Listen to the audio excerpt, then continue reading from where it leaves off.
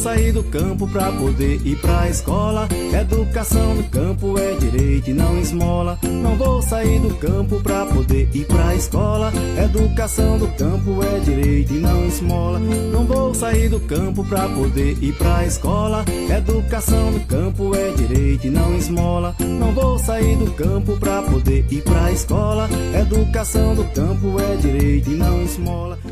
Enquanto professora que estava lá no CVA, e aí eu trouxe alguns exemplos aqui exatamente para nós conversarmos, porque eu entendi que não era bem uma palestra, era mais um diálogo sobre como fazer científico em sala de aula.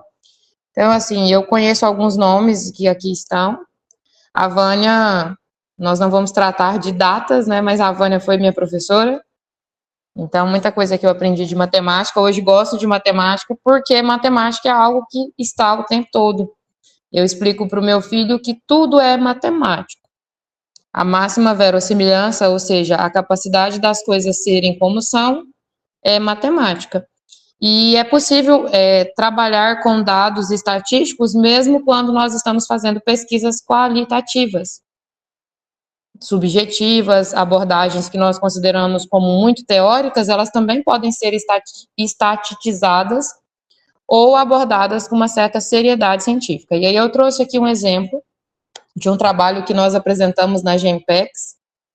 Eu já vi a Vânia na GEMPEX, a Jéssica, se for a Jéssica Rizardo também, já vi na GEMPEX. A GEMPEX é um dos grandes eventos que nós temos na região, acontece agora novamente, depois no finalzinho aí, fazer um pouquinho de merchandising, não que precise, mas é importante, né? É um evento científico que acontece em Confresa, e ano passado eu apresentei esse trabalho lá juntamente com estudantes do terceiro ano. E por que que eu me propus? Eu acho que vocês, enquanto professores, têm a mesma angústia que eu tenho. Nesses últimos tempos, ainda hoje falava sobre isso, nós vivemos uma onda de pós-verdade, ou a onda das notícias falsas, né, das fake news, exatamente porque as pessoas não usam o crivo seletivo da investigação. E aí eu trouxe esse exemplo aqui, eu mando depois para a Vânia, inclusive esse material aqui é meu e o outro que eu vou mostrar é em parceria com o Dr. Marcelo.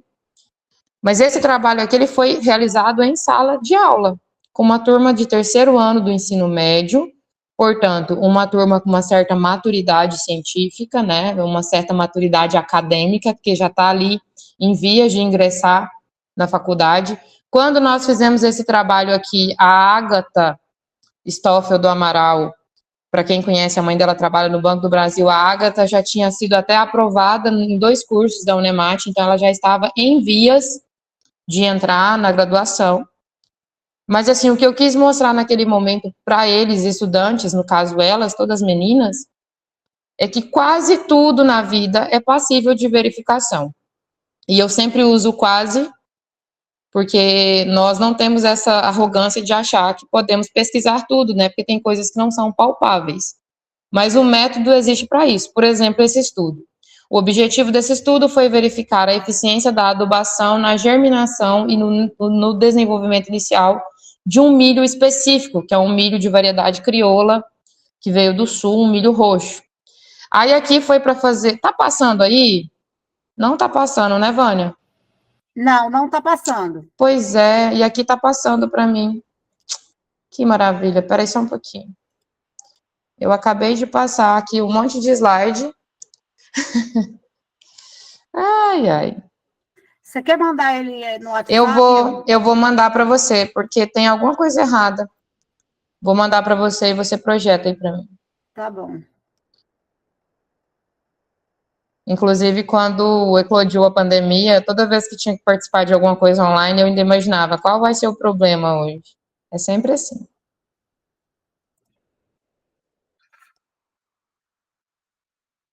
pegar o nome certinho do arquivo. Milho e adubo.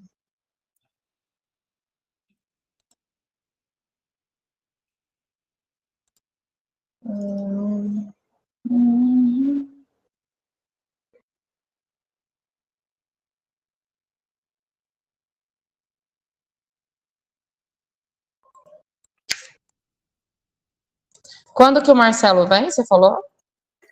O Marcelo, ele... No final de outubro, Mas eu optei por fazer as palestras tudo, né, síncrone, para contemplar todos os professores, né, e organizar também o horário do palestrante, porque muitas vezes ele não pode estar aqui, né? Sim. Eu ia te perguntar isso, porque eu sei que ele vem divulgar a Genpex, né? Sim. E aí eu optei por fazer nesse formato. E como vai ficar gravado, depois, quem não conseguir, né? Eu tenho um professor que vai ter que estar em sala de aula nesse momento. Sim. Então, ele tem a possibilidade de assistir depois. Entendi. Você encaminhou? Eu te encaminhei um aí, vou te mandar o outro também. Porque eu acho que o mesmo problema que eu tive com esse aí, eu vou ter com o outro. Tá, não... Não, mas tá indo, é porque a internet tá lenta. Tá indo sim. Chama, como diz a minha tutora atual, é real time, é assim mesmo. Em tempo real, tudo é mais interessante. É.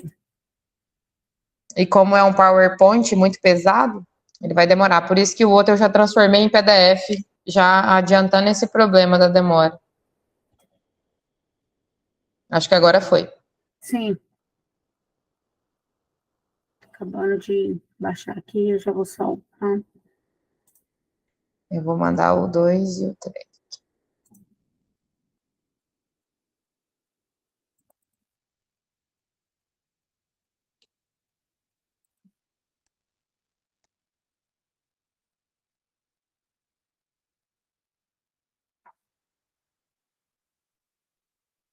Esse aqui da escrita científica é o primeiro, né? Já posso projetar ele, né? Isso. Eu já vou projetar ele aqui.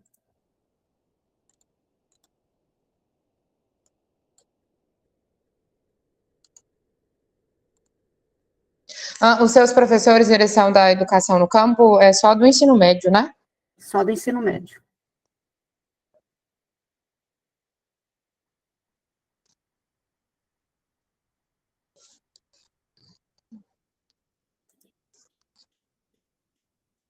Todos estão vendo essa tela?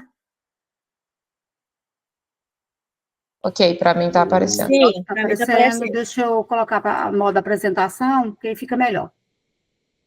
Isso. Aí, como vocês podem ver, o objetivo do estudo foi verificar a eficiência da adubação na germinação e no desenvolvimento inicial do milho roxo. Pode passar o slide. Aí foi fazendo um merchandising da nossa equipe de trabalho lá no evento. Aí comigo estão os doutores Alan Carlos e a doutora Jaqueline, hoje também atuam na educação. O doutor Alan é doutor em fitopatologia e a doutora Jaqueline, doutora em agronomia, e eu, doutora em genética, e os três hoje estão trabalhando na educação, exatamente porque não tem profissionais que querem dar aula. A doutora Jaqueline já recebeu propostas para trabalhar em outras áreas, mas hoje ela é coordenadora de 3 cursos de graduação numa universidade lá em Goiânia. E o doutor Alan, ele dá aula porque, igual ele fala, ele vai para o campo, trabalha no campo, mas ele gosta da sala de aula. E por que eu trouxe esse trabalho aí em inglês para mostrar na época desse trabalho que eu desenvolvi no 3º ano no CVA, reitero, desenvolvi com estudantes do 3º ano do ensino médio. Então, nós tínhamos no 3º ano ainda pessoas que achavam que às vezes aquele material didático que vem no livro, ele é fruto da imaginação de alguém. E quem já está há muitos anos, né, quem já está há muitos anos na sala de aula sabe que nenhum cientista hoje consegue colocar nada em um livro se ele não tiver método. Então, se tem lá no livro, vacinas funcionam, se tem lá no livro, nós tivemos a URSS, hoje nós temos a Rússia e os outros países, se tem lá no livro é porque estudos foram desenvolvidos por N grupos, né, de pesquisadores de diversas áreas, ciências exatas, ciências sociais, e essas pessoas chegaram em um consenso, e esse consenso serviu de base para que os livros fossem escritos. Então, esse estudo nosso aí, ó, que está projetado no fundo da foto, esse estudo foi publicado em uma revista. Eu brinco, às vezes, né, com os meus amigos, falo, não, gente, esse trabalho está tão ruim que a gente não publica nem na Natura, nem na Avon. Porque o que é conceito de revista para algumas pessoas? É conceito de, desculpa a palavra, mas é conceito de fofoca. E ciência, educação, metodologia, né? Ninguém estuda Piaget porque acha bonito, ninguém estuda Vygotsky. Ninguém estuda Montessori e Paulo Freire porque acha bonita, é porque tem um método que funciona. Então, a ciência, ela tem a sua confiança, a sua confiabilidade, porque ela vem provando ao longo dos anos que ela funciona. Pode passar, por favor, Vânia. Aí, mostrando o nosso estudo na época. Então, o meu estudo de tese, a Vânia olhou lá ao meu lado, o meu estudo de tese foi parecido com esse, eu nem trouxe ele porque eu acho que o artigo é muito recente. Então, vocês podem perceber que nas 3 figuras, a figura C quase não tem mancha na folha.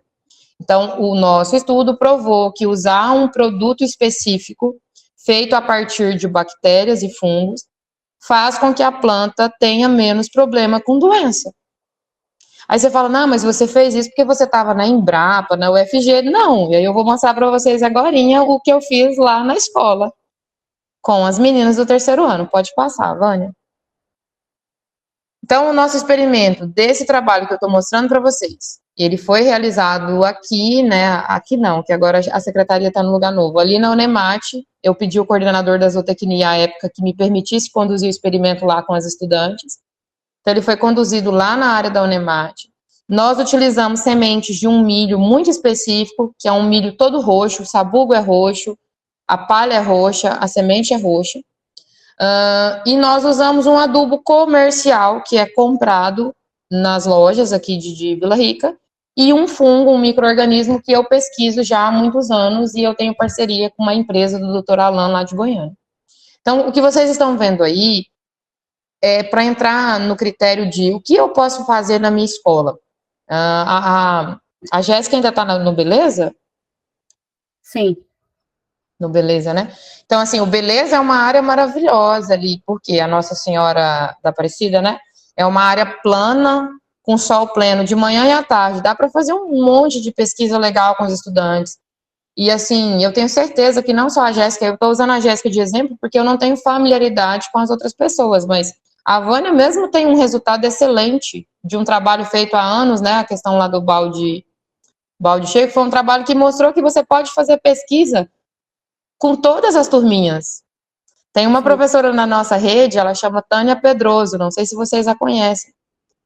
Ela já me reportou um relato de caso, eu até propus que nós escrevêssemos, mas ela depois teve o bebê e eu acho que agora não sei quando poderemos.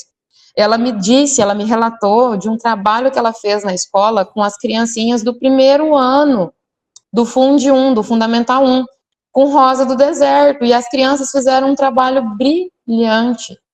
Então, eu estou trazendo esse exemplo aqui, porque foi apresentado lá na Genpex, foi parametrizado, pode vir a ser até um artigo científico, para vocês entenderem que, para ter o método, é só preciso ter o planejamento e a vontade de fazer.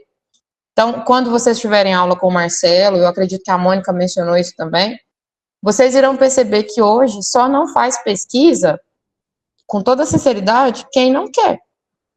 Então, passa o próximo slide, por favor, Vânia.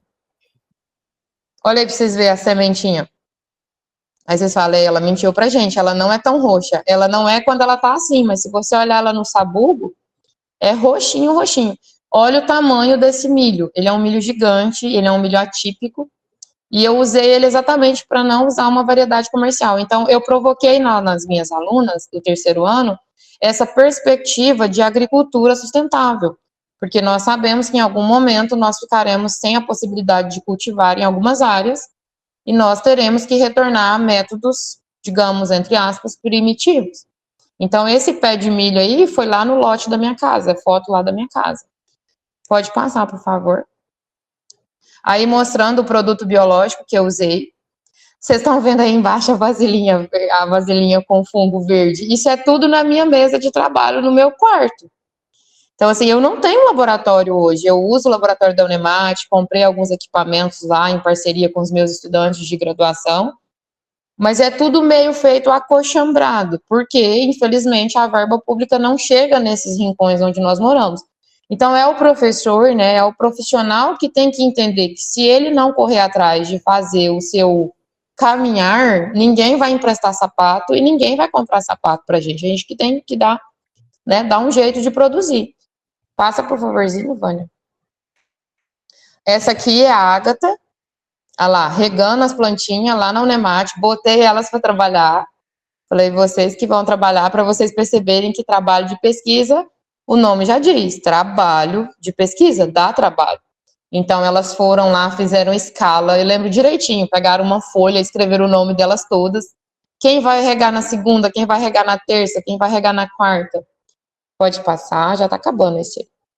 Aí aqui, para vocês terem noção dos croquis que eu fiz, depois, se você quiser mandar para eles, fica à vontade, vamos. Então, a germinação 5 DAP ali, ó, germinação 5 dias após o plantio. E aí, essa escalazinha embaixo são as sementes que germinaram. Pode passar, por favor. Essa parte aí é explicando quem germinou e quem cresceu mais. Passa para a próxima é mais legal. Olha que interessante, elas 14 dias após o plantio, tudo foto delas. Eu não fui lá nem um dia tirar foto porque eu estava mais louca que o Batman trabalhando com o Robin, então elas que fizeram tudo.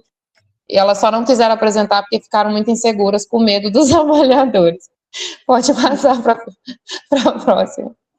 E aí essa é a parte que eu digo sempre, que aterroriza muito o estudante, principalmente de graduação. Então, a Vânia hoje está no doutorado, o sarrafo ele só vai subindo, né? Quando você está na graduação, tem um nível de dificuldade. Você vai para o mestrado, dobra, triplica. Quando você vai para o doutorado, você tem que trabalhar com todas as possibilidades. Então, quando as meninas toparam essa minha ideia maluca, eu acho que a Jéssica até estava, inclusive, no dia que nós apresentamos isso lá na Gempex. Elas falaram assim, tia, a gente não entende nada do que você está fazendo. Eu falei, gente, eu não entendia nada do que eu estava fazendo quando eu entrei no mestrado. O caminhar, tem uma frase do Paulo Freire que diz que você só aprende a caminhar caminhando. Então, alguma de vocês que está aqui agora, Kellen, eu nunca fiz um trabalho científico. Se você não fizer o primeiro, você nunca vai fazer um trabalho científico. Então, você já deu uma aula diferente? Certeza que você já deu. Você já viu uma diferença daquela aula diferente que você deu para uma aula normal? Você viu diferença. Mas essa sua diferença, ela foi pontual ou ela foi algo que você possa quantificar? Se ela foi pontual, você faz um relato de caso.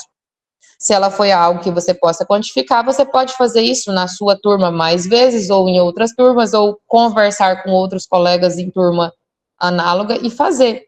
Esse trabalho que eu fiz no terceiro ano, é o outro material que eu mandei para a Vânia projetar, eu fiz algo muito parecido no 6º ano do Fundamental 2. E aí eu não vou poder desmentir a Vânia quando ela diz que eu sou pedagógica, porque eu ensinei crianças do 6º ano a fazer artigo científico. Porque a melhor maneira de você saber fazer as coisas é aprender quando criança, em tenra idade. O nosso cérebro é um computador. Se você operacionaliza ele a fazer as coisas, ele vai trabalhar do jeito que você quer. Passa só para a gente chegar ali no slide final, por favor, Vânia. Então, qual que foi o objetivo desse trabalho aí? A publicação. Pergunto a vocês que estão presentes aqui nessa palestra. As meninas que trabalharam comigo estão interessadas em publicar esse trabalho hoje? Elas estão interessadas. Elas têm tempo de me ajudar a escrever ele? Não, porque estão todas fazendo graduação. A Agatha está fazendo graduação, a Ana Carolina está fazendo graduação, a Laisa está fazendo graduação. E a questão que eu vejo é, se um dia elas forem trabalhar, por mais que elas não tenham publicado, mas se elas forem trabalhar com algo, por exemplo, a Agatha está no direito, a Laisa está na farmácia, mas pretende... Laisa é filha da Socorro, coordenadora lá do CVA. Ela pretende ir para medicina. Os bons médicos hoje, eles precisam publicar. Eles não podem viver de livros de medicina que têm mais de 10, 20 anos de publicação. Eles precisam modificar o seu pensamento, porque as coisas são fluidas. O mundo muda. Hoje, a cada 2 meses, você tem publicações novas em diferentes áreas. Então, vocês que estão professores, a proposta da Vânia aqui é a prática educativa na perspectiva da escrita científica. Vocês não têm vontade de contar as coisas que vocês fazem para as pessoas? Eu sinto que vocês têm vontade. Estando agora na Secretaria de Educação, na Educação Pública, eu percebo que tem muita metodologia boa sendo utilizada e não sendo valorizada, não sendo comentada, não sendo participada aos demais. Esse trabalho foi realizado numa escola particular, mas aqui não teve a diferença de dizer que a escola é particular, se ela fosse pública não teria o resultado, teria do mesmo jeito, porque o gasto nesse trabalho aqui foi praticamente zero. Detalhe, a gente ganhou o adubo. Então, nem o adubo nós compramos. Nós ganhamos tudo. Aí coube, né, as meninas, as minhas alunas, a organização de parametrizar os dados. Então, assim, toda essa fala minha, o Marcelo vai reforçar com vocês, porque eu sinto que ele vai apresentar até um material que nós já apresentamos, porque nós estamos muito antenados, inclusive essa semana eu estou revisando textos dele. Eu faço revisões, né, linguísticas para complementar a renda. E eu digo a todas vocês que estão aqui, a todos os que estão, a Vânia mencionou que são 20, né, Vânia? 22? São 21 professores. Todos trabalham no campo, mas também eles também têm carreira ou é só com essas turmas, ou eles trabalham em outras escolas? Tem professor que trabalha em outras escolas, trabalha na rede municipal.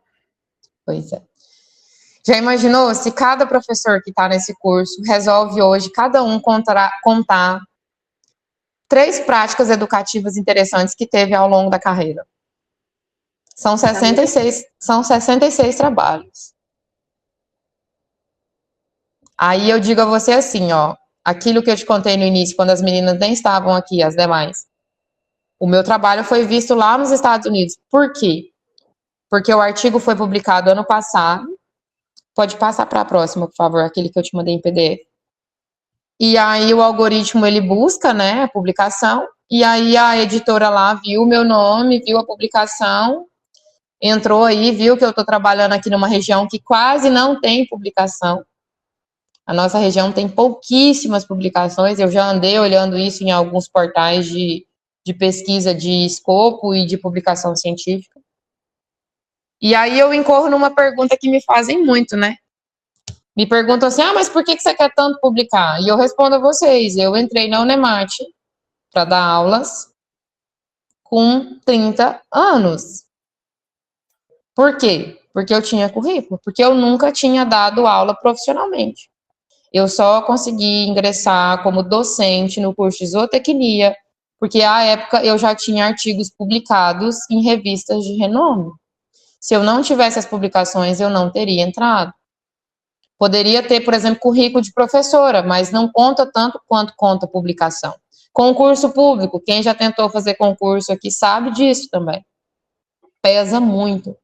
E digamos que você não pense só em publicação, e pense no prazer ou na satisfação de fazer as coisas. É muito prazeroso você perceber que usando a metodologia científica, você consegue chegar em resultados satisfatórios. É a apresentação que a Vânia vai projetar agora, com o 6º aninho do Ensino Fundamental 2. Nós fizemos uma pesquisa que a psicóloga, para quem eu apresentei uma vez, uma amiga lá de Goiânia, ficou muito interessada em fazer lá na escola do filho dela. Você conseguiu abrir aí, Vânia, em PDF? Sim. Ah, tá. Esse aí eu vou passar bem rapidinho, é só para mostrar para vocês as crianças envolvidas, o tamaninho deles. Pode passar, vamos lá para a parte que eles já estão na foto comigo, que eu tenho até saudade dessas coisinhas lindas. Olha aí, gente, nós fizemos lá no jardim da escola uma, entre aspas, experiência. Eu acredito que a maioria dos professores já fez algum tipo de aula assim com os alunos pequenininhos. Eles amam, né? Se você falar que aquilo vai passar no Globo Rural, eles vão até de rumo cabelo diferente, vestem uma roupa diferente.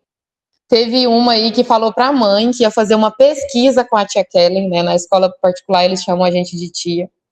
Então aí são os meus aluninhos fazendo uma pesquisa comigo. O que tinha de científico nessa pesquisa? Tudo. Eu expliquei para eles antes de ir aí para o jardim que nós iríamos anotar numa planilha com linhas e colunas a quantidade de semente, a quantidade de adubo, o tipo de tratamento, ou seja, o que está acontecendo no A, no B, no C, no D. E o que eu achei mais fascinante, eles compreenderam o porquê de ser daquele jeito. Pode passar, Vânia, por favor. Pode descer. Isso, o gráfico. Quando eu expliquei esse gráfico para eles, foi muito interessante. Porque, assim, um deles era, na época, né, filho da dona da escola, e o pai tem fazenda. Então, quando eu mostrei o gráfico, eu falei assim, você percebe a diferença dos resultados? E eles, assim, todo aluno, a Vânia sabe disso aí, todo aluno tem medo de matemática. Mesmo o aluno bom em matemática, ele tem medo de matemática. Porque matemática é uma das provas, talvez, mais difíceis da vida de qualquer estudante. Eu confesso que teve prova minha de matemática e de física que eu saí chorando, porque eu não conseguia responder o básico, parece que dava um bloqueio. E na turminha do sexto ano, para quem já deu aula para sexto ano, sabe que é muito difícil, porque eles acabaram de fazer, entre aspas, o desmame do ensino fundamental 1 e estão se adaptando à nova realidade do fundamental 2, onde rotativo, troca de professor o tempo todo, né? Não existe mais aquele vínculo maternal com uma professora só ou um professor só. Eles já estão ali, entre aspas, pré-adolescentes na educação, porque eles têm que se adaptar à rotina nova de fluidez, né? As aulas são muito mais fluidas. Pode descer, por favor? Só para chegar numa foto. Olha essa foto aí, que sensacional. Quando eu mostrei essa foto para os aluninhos, eles perceberam a influência da adubação. Se você diminuir só um pouquinho a resolução, só para o pessoal ver ali onde está. Aí eu vou fazer eu posso fazer pergunta para os seus cursistas? Pode. Fica à vontade. Eu pergunto a vocês que estão aí, quem quiser. Eu sou bem democrática. Nem tanto. Vocês acham que tem muita diferença nessas plantas? Sim ou com certeza? Morgana, eu vi seu rostinho aí, responde. Com certeza. Ai, agora abaixa um pouquinho, Vânia. Não, na verdade, só para aparecer a legenda lá em cima. Tá. Ali, ó. Vocês percebem muita diferença mesmo das plantas que estão no NPK 53515 para as que estão NPK 101010? Existe muita diferença? Não tão acentuados, né? Não existe, exatamente, não existe. É claro que era sexto ano, eu fiz análise estatística disso aí, mas eu não ia explicar para eles, porque eles iam ficar loucos pensando que eu era maluca, porque meus alunos de graduação acham que eu sou maluca quando eu explico teste de médias, né, teste Tuck e teste Fisher para eles. Enfim, quando nós vamos numa propriedade rural, muitas vezes o produtor rural, e tá aí a Morgana, filha de um produtor rural, irmã de um zootecnista, que foi minha aluninha, inclusive, de TCC, muitas vezes o produtor rural está gastando dinheiro desnecessário, porque muitas vezes ele não fez a metodologia científica diária de observar, de fazer essa visualização. Então, não tem que ser professor ou pesquisador ou estudante para usar a metodologia científica. Eu digo aqui para os meus colegas da secretaria, dizia no CVA, que se todo mundo trabalhasse com a cabeça como se fosse uma planilha do Excel, a vida pessoal e profissional da maioria de nós ia ser bem melhor. Vamos pegar a perspectiva de um dia aqui agora. Você não tem 24 horas em um dia? Você não tem horário de levantar, entrar no seu trabalho? Então não tem como se organizar a sua vida ao longo de um dia? Tem como. Não tem como se organizar a sua vida ao longo de uma semana, ao longo de um mês, ao longo de um ano. É claro, imprevistos acontecem. E aí é onde eu vou entrar na questão da metodologia científica aplicada. Eu tenho um material, eu vou mandar para a Vânia, eu não vou projetar, porque provavelmente o Marcelo vai bater em cima disso. Mas o que é metodologia científica? O que é, Morgana? Ai. Agora pode responder. Ai, senhor. Metodologia. Não, volta a pergunta. O que é metodologia científica? É você comprovar com métodos, né? Com controle de dados, um conhecimento científico. Seria exatamente. Mas e o que a gente tem que fazer inicialmente? E eu lembro de falar isso para você lá na mesa da minha casa. O que a gente faz inicialmente num projeto de pesquisa? Bem, inicialmente você elabora a situação problema, né? Vamos dizer assim, você vai procurar algo a se pesquisar e depois você vai observar essa situação, problema que você cogitou pesquisar. Exatamente, exatamente. E aí eu vou mandar uma imagem que eu preparei, esse aqui eu fiz com carinho mesmo. Eu preparei, só que aí não deu tempo, foi de organizar o arquivo para trazer para vocês. Porque eu acredito, inclusive, que isso ia ficar muito maçante. Mas eu preparei um materialzinho, assim, com todo aquele discurso teórico, né, do que é metodologia, quais são as etapas do método científico, quem que fez essa complicação nas nossas vidas. Na verdade, na época dos sumérios, a gente já tem registros de que eles organizavam, né? Inclusive, todo bebê é cientista, já reparou? O bebê, ele pega alguma coisa, aí ele amassa e leva na boca. É um tipo de método científico. É um tipo de experimentação. E, recentemente, eu estive numa palestra do Antônio Nóvoa, e ele disse assim, o Antônio Nóvoa, para quem não conhece ainda, e eu não conhecia tanto, só conhecia de nome, ele é uma das sumidades, uma das referências em educação no mundo inteiro. E ele disse assim, ó, a liberdade, ela é experimental. E a vida é experimental. Nós experimentamos as coisas. A maioria de nós aqui gosta de piqui. Eu acredito nisso. Mas se a gente aumentasse essa amostra aqui para 100 pessoas e o foco fosse em pessoas que nunca foram apresentadas ao piqui ou que têm um paladar diferente dos goianos e mato-grossenses e mineiros, digamos assim, essas pessoas já não iriam gostar de piqui. E aí entra o relato de caso, que eu disse a vocês que a maioria de vocês é capaz hoje de fazer um artigo, de hoje até semana que vem, sobre um relato de caso de uma prática pedagógica que vocês fizeram em sala de aula. Vou usar a Morgana como exemplo de novo. O TCC da Morgana foi contando uma história lá da escola, do assentamento onde ela mora. A Vânia está fazendo um doutorado e está usando como laboratório de pesquisa uma região que ela conhece muito bem. É muito mais fácil para a Vânia hoje experimentar, né, trabalhar como experimento Vila Rica, do que se a Vânia falar assim, eu vou fazer uma avaliação sobre como está a vida dos professores do campo lá do Espírito Santo. É contraproducente, ela ia gastar dinheiro para ir lá, ou então ela ia ter que pagar uma pessoa para avaliar, ou fazer N reuniões online. Ninguém aguenta mais reunião online semanal, por isso que de vez em quando a gente marca, como diz o Marcelo, algumas coisas presenciais, porque a pandemia nos deixou muito, né, em frente às telas, de encontro ao processo humano e ao encontro dessa loucura que é a metodologia online, a metodologia virtual. Mas tudo é passível de experimentação. Então, metodologia científica você acorda, levanta, tem gente que já vai direto tomar banho, escovar os dentes, tem gente que prepara o café primeiro e toma, como é o meu caso, porque se eu escovar o dente, a distringência do creme dental com o sabor do café fica muito ruim. Aí, eu sempre pergunto isso nas minhas aulas, sempre, quando eu já dei aula de metodologia científica. Quando você vai fazer algo, se você tiver 5 etapas para fazer, e você meio que burlar a terceira etapa, ou acochambrar, né, fizer um ajustezinho na terceira etapa, e não contar isso, e aí o seu primo, ou o seu colega, o seu parceiro de pesquisa, seu marido, ou outra pessoa do seu curso, vai e faz as 5 etapas que você fez e fala, não, mas não deu o mesmo resultado. A metodologia não foi a mesma. Você não tinha mexido ali na terceira etapa?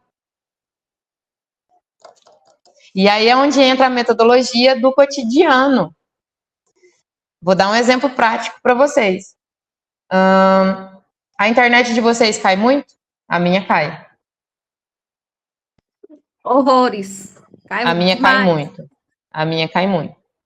A energia cai também? Mais no período de chuva. Exatamente, porque tem uma correlação positiva, né? Da chuva, excesso de chuva, com o tipo de energia que nós temos na região. Então, assim, você vai se programar. Eu falo isso muito para os meus aluninhos que estão querendo participar de eventos online. Você vai se programar para participar de eventos online em um período onde a sua energia, a sua internet cai muito? Não tem como. E aí entra o princípio básico da metodologia científica, que é o planejamento. Então, vocês, professores, todos vocês fazem planejamento de aula. Sim? Sim, senhora. Com certeza. Com certeza. Eu nunca gostei de fazer planejamento de aula. Inclusive, eu fazia. E aí, um dia eu ainda brinquei com a minha mãe. Eu falei, nossa, eu vou ser pega no autoplágio. Porque eu sempre me plagiava nos meus planejamentos. Porque era muito maçante para mim. E aí é onde eu tô contando para vocês que é interessantíssimo você perceber a sua prática pedagógica de quando você começou para hoje. Porque você percebe o quanto de coisa que você consegue incorporar numa aula, você percebe isso. Com o fazer pedagógico, com o fazer diário. Então, você faz hoje, faz amanhã, faz depois de amanhã, daqui 1 mês, daqui 2 meses, daqui 2 anos, a sua aula não é a mesma. Por mais que seja cansativo e maçante e estressante, a sua aula sempre agrega novos fatores. E assim é a ciência de dados, sejam eles ciência social, sejam eles de ciência exata. Você precisa trabalhar. Esse trabalho aí foi elogiado por essa psicóloga que eu relatei a vocês, ela é psicopedagoga, na verdade. Porque, assim, na pandemia, e vocês perceberam a máscara ali no meu rosto, na pandemia, as nossas crianças ficaram muito estressadas ali, ó, tá vendo? Inclusive, os transtornos psicológicos são nítidos, né? Eu cortei o cabelo curtinho na época, que estava caindo muito.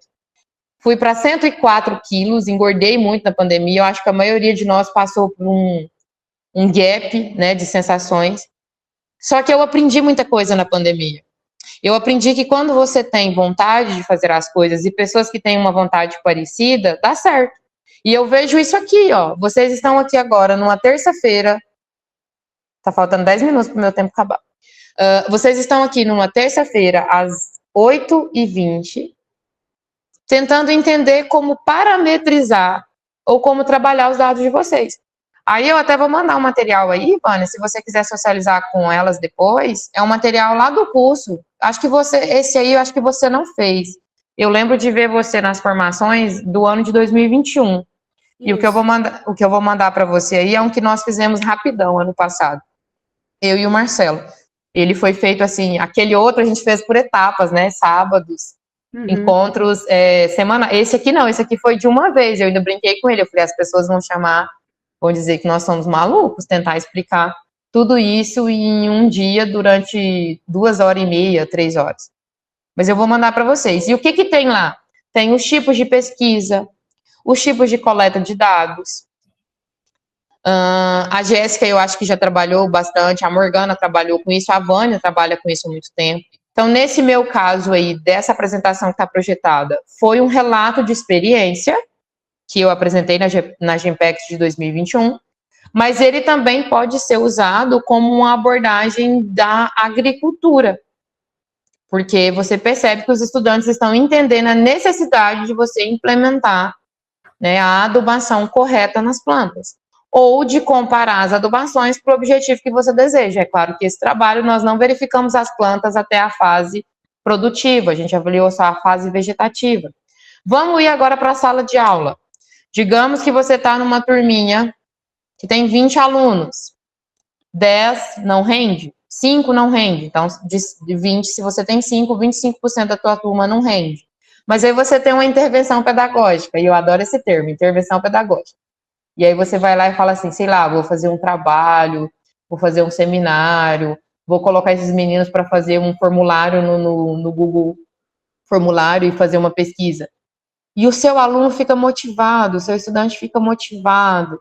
E aí você acompanha aquilo relatando no seu diário de bordo, né, Morgana? Anotando no caderninho lá tudo que está acontecendo. Não, tem que tirar foto. Não, eu tenho que tirar uma foto do antes, do durante e do depois. Eu fazia isso com a Morgana. Tem que relatar, cronologicamente. Tem como fazer isso nas aulas de vocês? Tem. Tem, não tem? Todas vocês podem fazer isso. Por quê? Isso é inerente do ser humano. O ser humano é um animal racional que gosta de investigar.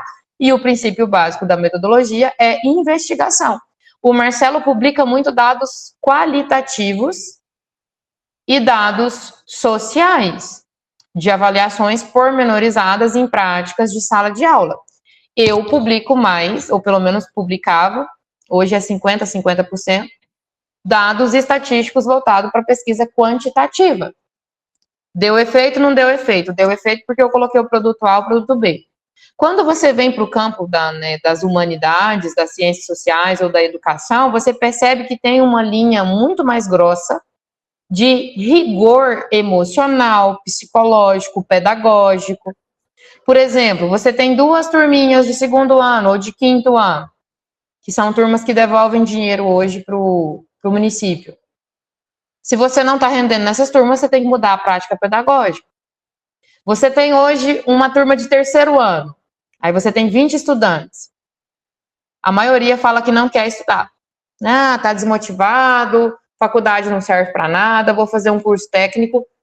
Você vai bater de frente com um adolescente que tem internet, Google hoje? Não, você vai trabalhar a cabeça deles. Eu digo sempre que eu faço isso. Mando o link, falo, olha aí esse site da USP, onde saiu essa matéria falando que as profissões do futuro exigem que o profissional ele tenha domínio de escrita científica, ele tenha domínio de estatística, ele tenha domínio de verificação do fato. Provavelmente o Marcelo vai falar muito disso para vocês, né, que é o plágio. Hoje tem plágio do plágio. Tem noção disso, gente? Hoje tem o chat GPT, que escreve um TCC, se você botar ele para escrever um TCC, é um computador operacionalizado que faz o serviço de um ser humano. Inteligente o suficiente para burlar pessoas verificadoras? Não. Não, porque o computador ele não tem a expertise de fazer esse tipo de seleção. Então, vocês, humanos que estão dando aula nas escolas, humanos mesmo, né, carne e osso, vocês têm essa habilidade hoje na ciência social e na educação de averiguar diariamente. Por isso que eu falo que o princípio básico é fazer uma pergunta-problema e planejar. Então, se você vai fazer graduação hoje, qual que é a sua pergunta-problema? Por que os estudantes de 5º e 9º ano têm tanta dificuldade de adaptação nas próximas séries? Na escola A ou B, ou então uma pesquisa genérica. Aí você vai lá investigar a questão emocional, por exemplo, do 5º para o 6º ano. Entre aspas, é um desmame, né? Você adapta uma realidade que o aluno não está preparado. Do 9º para o ensino médio. A pressão no ensino médio é, você entrou no 1º ano do ensino médio, você já está trabalhando em prol do Enem.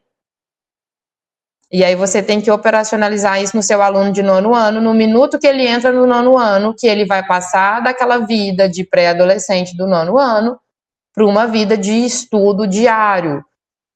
X horas na escola, Y horas em casa. Final de semana diverte, no outro final de semana estuda, faz redação, faz cursinho. Então a minha dica para vocês é, eu não estou professora nesse momento, mas ainda hoje eu dei aula para o meu filho. Fui para a reunião mais cedo e deixei aqui. Ele está no 3º ano do Fundi 1 e a caligrafia dele não é igual a da mamãe. A mamãe quer que melhore, então deixei caligrafia para ele fazer, tarefinha do apostilado. E o Pequeno Príncipe, que ele está lendo, eu estou fazendo ele ler umas coisas mais difíceis, né? Porque, infelizmente, isso eu vou finalizar minha fala com isso. Infelizmente, senso crítico não é uma coisa que a gente bebe na água. Tem que ser trabalhado paulatinamente, dia após dia. Peço desculpas para vocês, se não era o que vocês esperavam. Confesso que eu queria ficar falando por horas.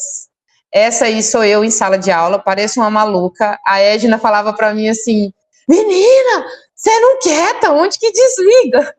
Eu cheguei a ter 6 trabalhos de pesquisa conduzidos lá no CVA, ao mesmo tempo, eu não sei nem como que eu dava conta.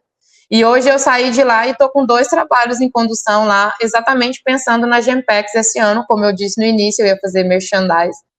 Ela acontece no final de novembro, e é um evento que eu super indico todo professor da região do Araguaia-Xingu participar, porque é um evento riquíssimo, que ensina que nós já sabemos fazer, só precisamos de alguém para dar aquele start. Muito obrigada, estou aberta a perguntas. A Morgana não, eu já cortei o microfone dela já.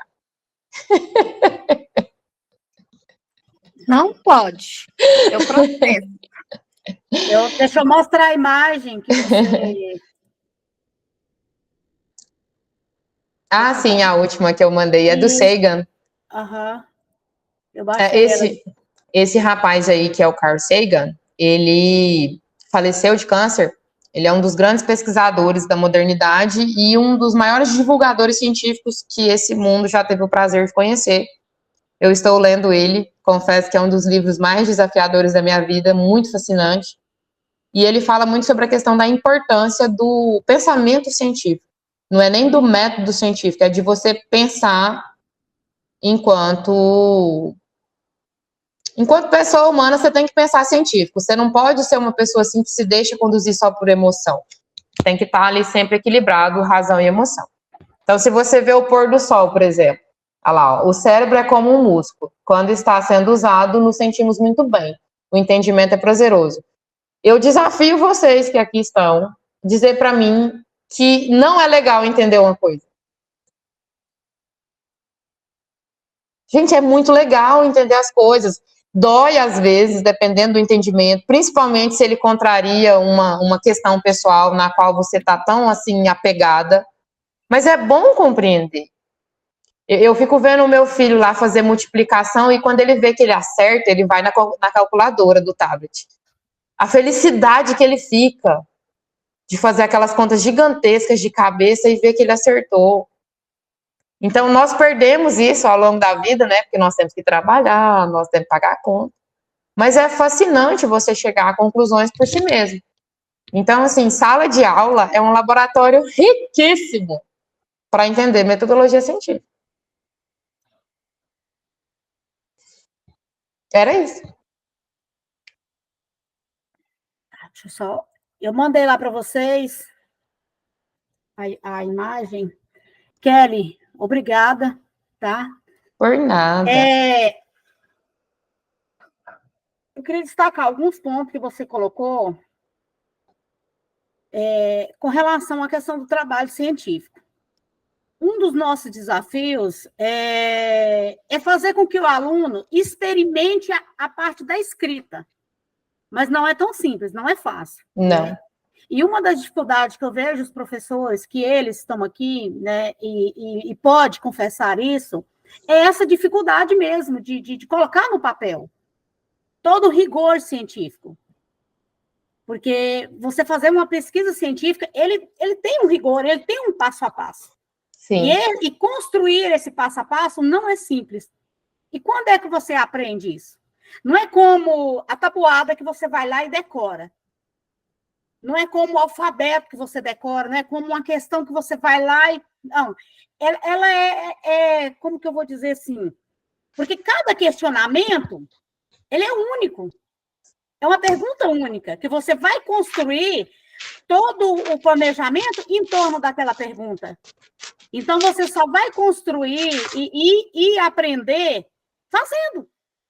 É igual dirigir. Você pegar o carro e dirigir.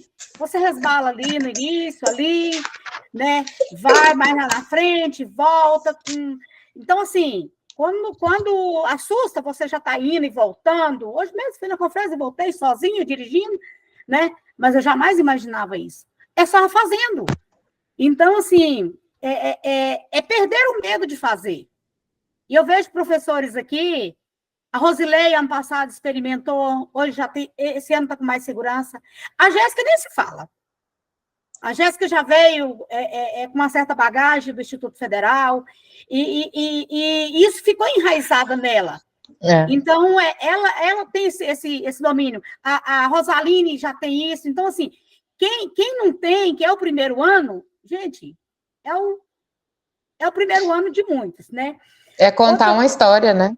Isso. E aí outra coisa que você falou, que é algo que eu defendo também, que é a questão de pesquisar aonde seus pés estão.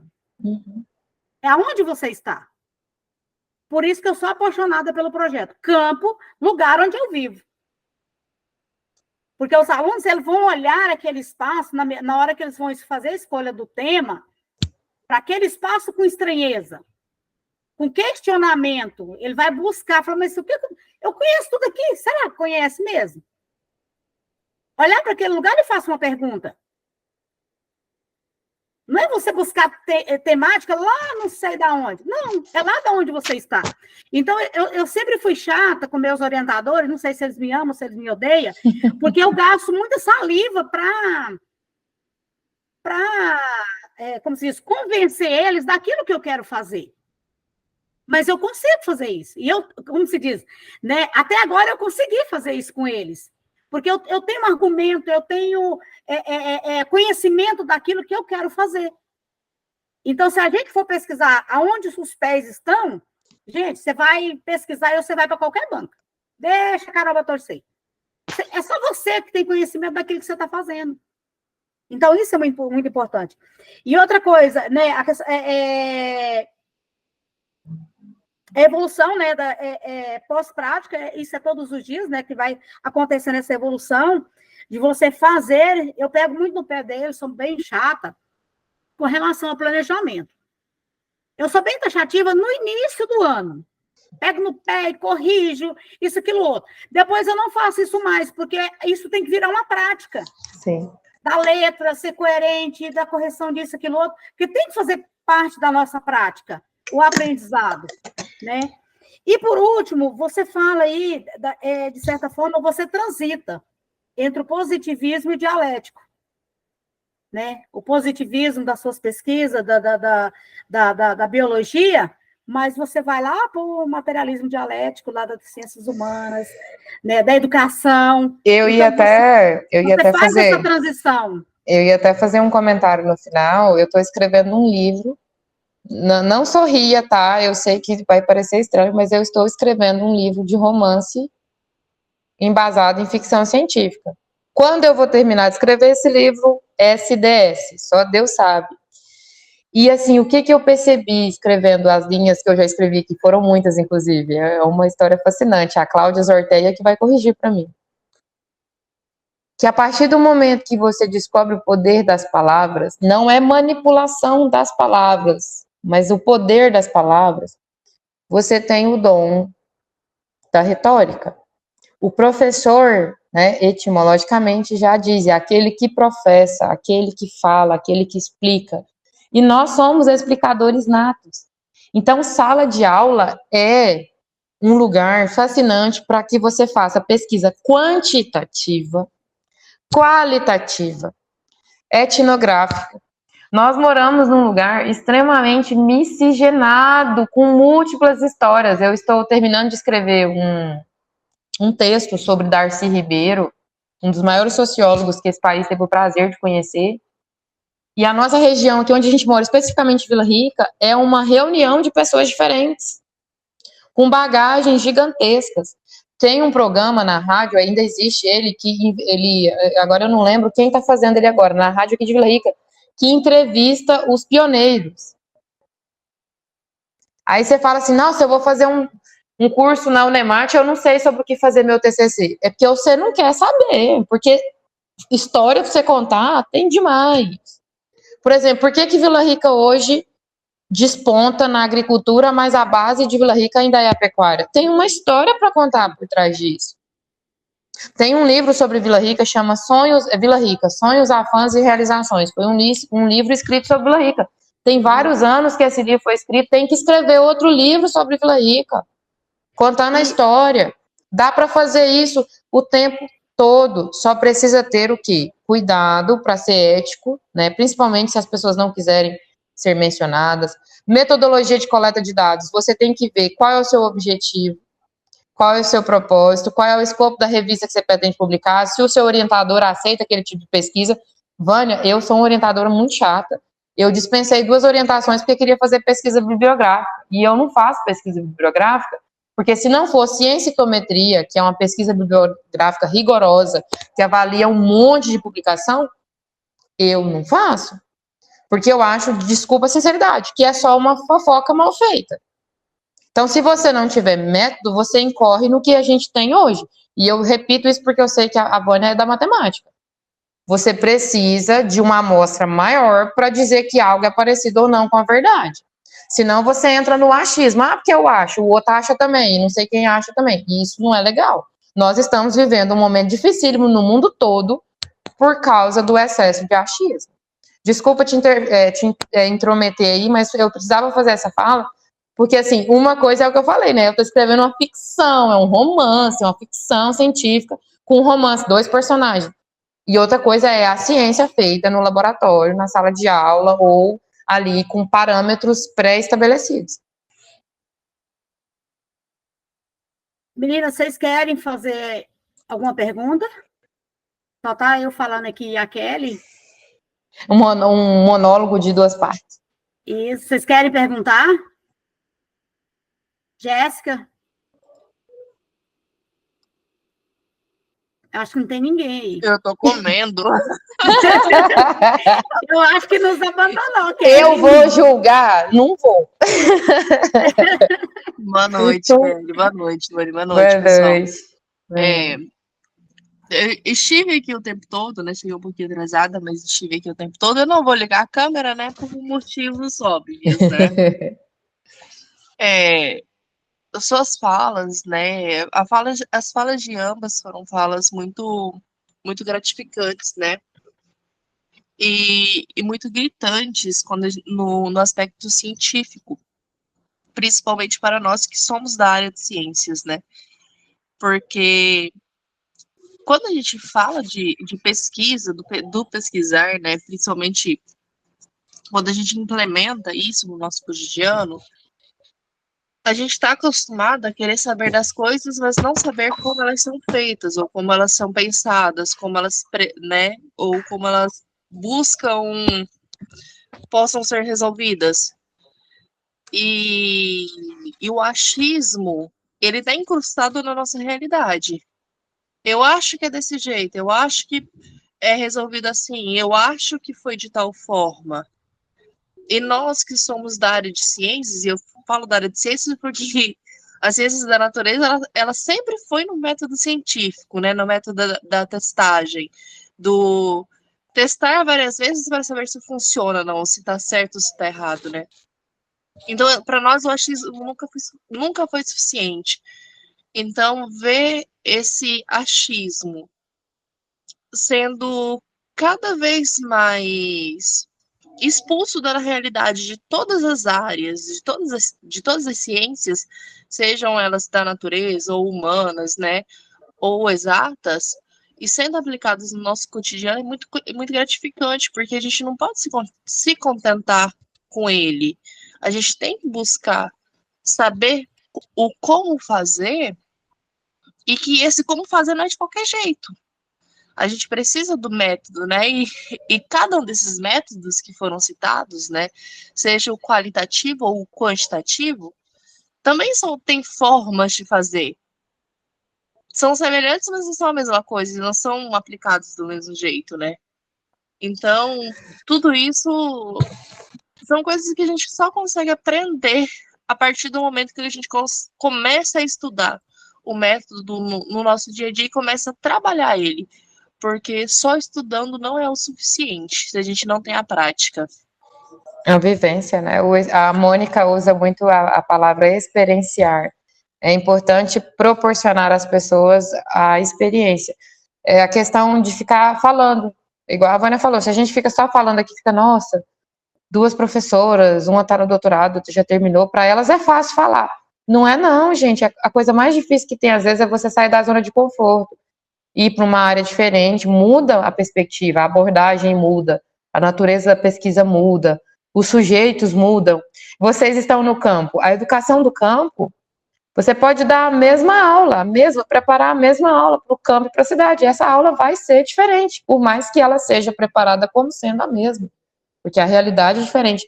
A escola do campo, a Vânia mencionou que tem escolas lá da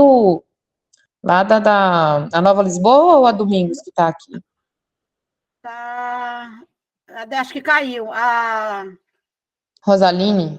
Não, era a Simone. A Simone. Carmelita. A realidade lá é completamente diferente, né? Completamente diferente. Para essas pessoas chegarem aqui da Vila Rica, hoje foi um carro aqui da secretaria lá. É o dia inteiro quase para ir lá e voltar. É um evento. Então, assim, é um evento. Inclusive, eu não conheço, até brinquei com a Joelita. Falei, a próxima expedição que tiver, eu já tiver terminado o PME, eu quero ir, porque eu quero conhecer aquela ponte gigantesca que tem lá, eu nunca fui para lá. Então, se nós pegarmos como base ciência que foi feita na Europa e tentar aplicar aqui em Vila Rica, não vai dar certo. A realidade europeia é outra. Às vezes eu vejo as pessoas comparando, né? Ah, porque olha como que acontece lá na Espanha, lá na Noruega, na Finlândia. Eu falo, gente, vocês têm que entender que não tem como comparar alho com bugalho. Rima, mas não tem nada a ver. E a Jéssica está há muito tempo, né, dando aula, e a Morgana deu aula também na rede municipal, acho que está no estado agora, a Vânia também, vocês outras que eu não conheço tanto, vocês percebem que dentro de uma sala com 10, 15 meninos, a realidade é diferente para quase todos eles. Então, o saber é diferente, a inteligência emocional é diferente. A Morgana levantou a mão, mas a gente já não tinha cortado o microfone dela? Brincadeira. Vamos lá, Morgana. Não, é porque enquanto a Kelly fala, eu tô aqui, né, refletindo, como se enquanto ela fala, eu sempre fico refletindo. Mas é muito nítido isso, porque a Vânia, há poucos dias, nos mandou um material de leitura, né? A gente tem que referenciar o nosso projeto de pesquisa. E aí, os meninos lendo, e aí algumas leituras eu até fiz em conjunto, assim, pedaço de aulas, né, que vai sobrando, a gente vai pegando os textos para a gente compartilhar. Aí, eles comentando, ai, professora, mas aqui nesse artigo fala assim, e aqui nós é diferente, porque no artigo fala sobre melhoramento genético, as raças das vacas, quanto que cada raça produz, enfim, né? E aí eles querem colocar já o conhecimento que eles têm, né? Conhecimento de mundo que eles têm, conhecimento que eles adquiriram aqui. Aí eu falo para eles, gente, mas é justamente isso, é vocês terem saber o que acontece aqui, mas também saber o que acontece em outros lugares, né? A pesquisa é isso, é você ampliar o seu conhecimento, quer dizer o quê? Você já tem um conhecimento de mundo, e aí, com a leitura, com o referencial bibliográfico, vai te trazer um outro conhecimento de uma outra região, de uma outra perspectiva, que vocês ainda não têm conhecimento. E que talvez aconteça aqui na nossa região, que é isso que a gente pretende pesquisar, é o que acontece aqui na nossa região, sem ser no lar deles. Por quê? Porque eles têm um tipo de manejo, que a gente vai falar sobre leite, né, produção de leite, e eles têm um tipo de manejo, mas às vezes as pessoas que eles vão pesquisar têm outro tipo, né?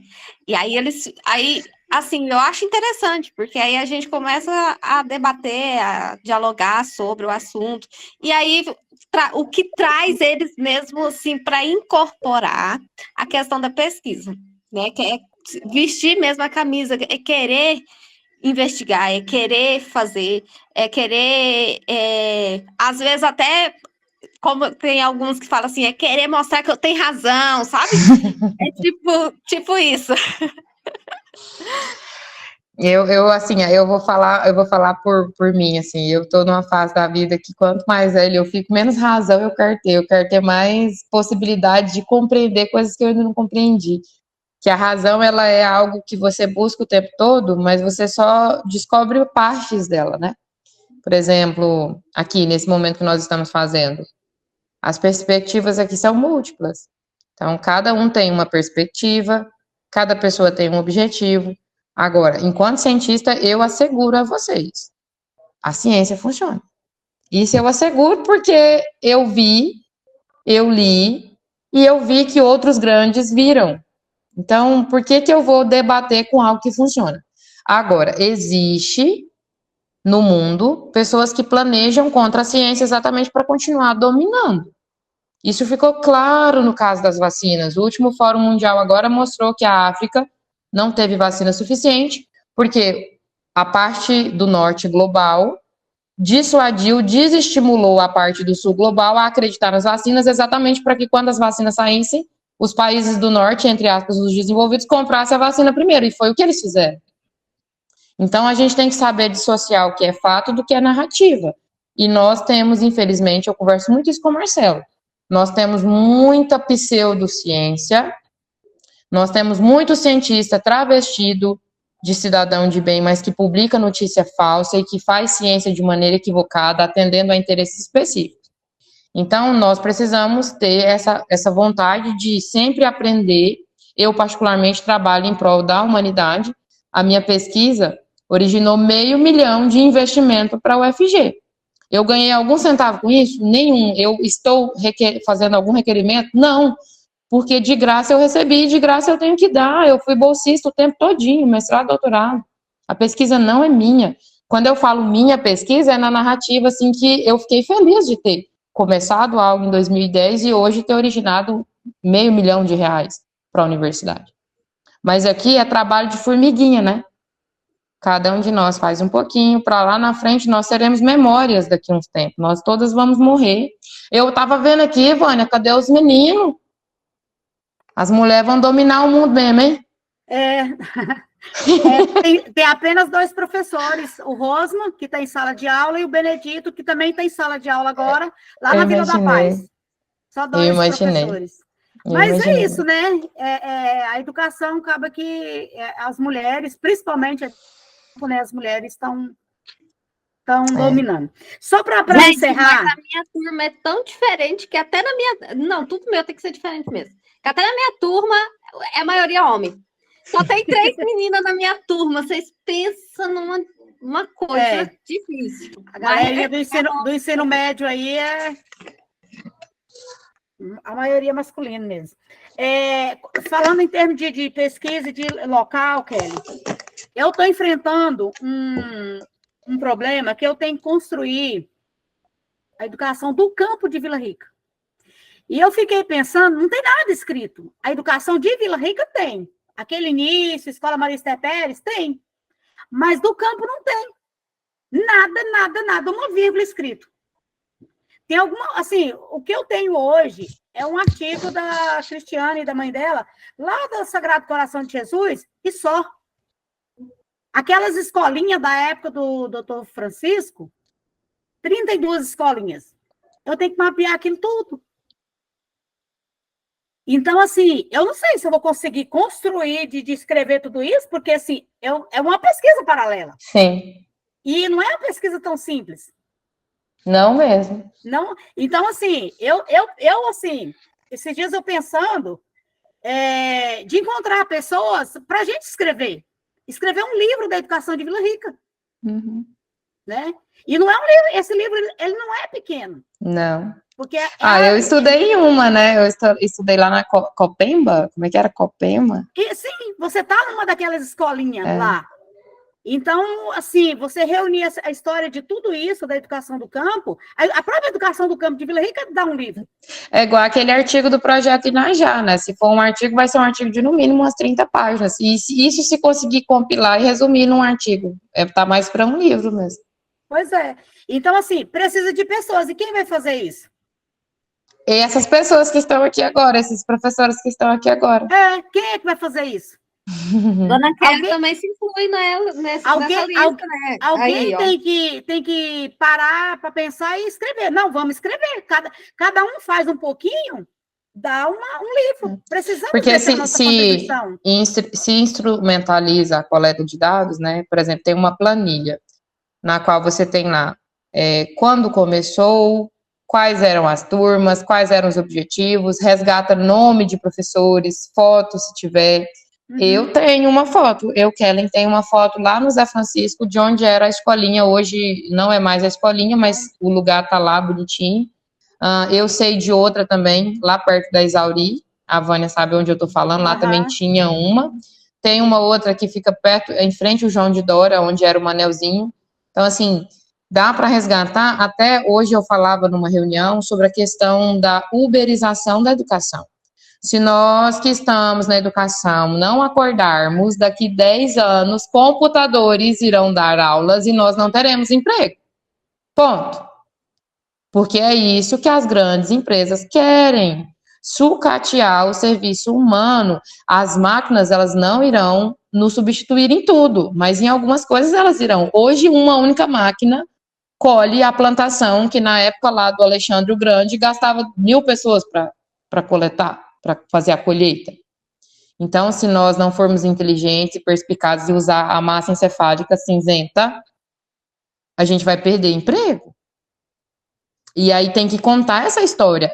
Computador não educa, gente. Quem educa é professor humano. Educa no sentido de alfabetizar, de trazer a educação de casa para o contexto cultural, de respeito às diversidades. Tem que ter uma pessoa com emocional, com carne e osso por trás. Né? EAD é maravilhoso para facilitar a nossa vida. Mas quem aqui gosta de fazer só EAD? Eu acho que ninguém aqui, em nenhum lugar no mundo. Nós somos animais sociais, nós precisamos estar em sociedade. Então, contar essas histórias das escolas, agricultura primitiva. Eu sou melhorista de plantas. Nós usamos um monte de métodos na agricultura moderna que era usado lá pelos maias, pelos astecas, pelos incas, por populações muito anteriores à era cristã lá na África. É preciso contar as histórias. Nós estamos perdendo a habilidade de contar as histórias. Alguém quer fazer mais alguma pergunta para a gente encerrar? Não? Então, Kelly, obrigada por aceitar o convite, né? Eu penso que nós conseguimos provocar, né, deixar as professoras com mais dúvida, né? É essa a intenção mesmo. É a dúvida, é o desconforto, é o pensar em sair do comodismo, né? Eu acho que a gente tem que se incomodar um pouco, tá? Então, obrigada por tudo. Eu deixo você fazer as considerações finais para a gente encerrar. As minhas considerações finais são bem simples, né? Eu quero um Pix aí da Morgana para eu jantar agora. Eu quero Uber Black para me levar em casa. Depois eu quero quiabo Giló o resto do ano. Brincadeira. Quiabo Giló. Você não conhece a minha história com a Morgana e o irmão dela. Eu fui orientadora do irmão dela na zootecnia. E orientadora de truvela, né? Sua, Morgana, porque você começou com o Tuniquinho, aí depois nós tivemos aquele problema lá, tadinho, da esposa dele. E assim, é uma questão que eu acho muito cara, tá? Eu vou encerrar bem rapidinho. Eu acho muito cara. A educação, para mim, ela é caríssima. Mas não cara como dispêndio, não cara como custo, cara como benefício. Eu digo pro meu filho, ele fala assim, mamãe, essa tarefa é muito chata. Eu falo, chata é não entender. Chato é ser massa de manobra. Chato é não ter pensamento crítico. Isso é chato. Porque pensar dói. Essa palavra provocação, eu amo. Eu provoco meus alunos o tempo todinho. Morgana sabe disso. Eu sou quase que um micuinzinho ali, ó, um carrapatinho. Nunca tem a resposta para nada, né, Morgana?